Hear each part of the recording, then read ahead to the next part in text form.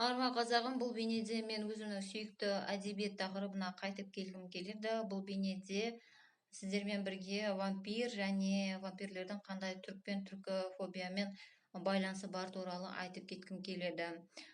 Владислав Цепиш, Влад Цепиш, ол Румынияның ұлттық қаһарманы болады. Жас кезінде ол түріктердің қолдарына түсіп, түркнің пленінен келгеннен кейін ол кісі өте түріктерге, еврейлер цыгандарға және тағы да басқа Европаның өкілі емес және христиан емес өкілдеріне өте қатты қатаң болады, адамдарды тірілей өлтіріп, сөйтіп неғылған қолға отырғызған.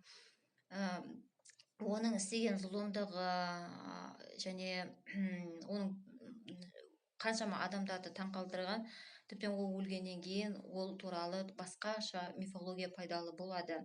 Ол мифологияны қазіргі уақытта енді вампирлік фольклор деп атайды.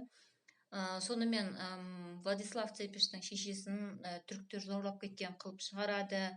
Сондықтан Владислав Цепиштің негізгі жаңағы ұлты румын емес деген сияқты, ол түрік деген, сондықтан ол сондай зұлым болған, сондай қанішер болған деген сияқты сөйтіп түсіндіруге тырысқан адамдар европалықтар. Содан кейін енді ол Дракула деген есімге ие болады. Көбінесе адамдар ойлайды, Дракула деген дракон ұлы деген мағынаны білдіреді деп. Жоқ, ол олай емес. Драк деген сөз славян тілдерінде көбінесе ол дурак деген сөз болады. Дурак деген ол түрік деген сөздің мағынасын береді.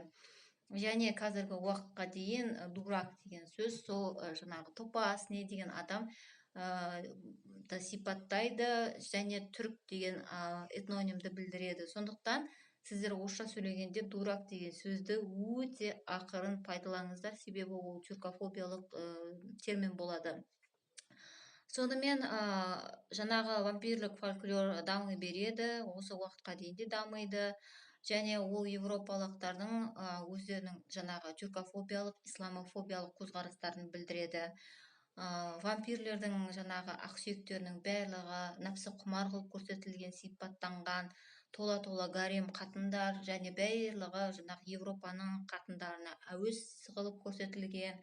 Яғни Европаны сорып, қанын сорып, Европаның быт-шытын шығарғысы келеді деген сияқты, Европаны жойғылары келеді деген, Европаның мәдениетін жойғылары келеді деген сондай түсінік оларда қалыптасқан. Әлгі уақытқа дейін сондай түсінік оларда бар батыста.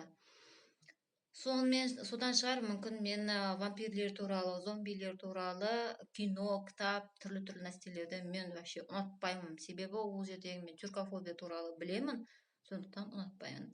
Аман болыңыздар.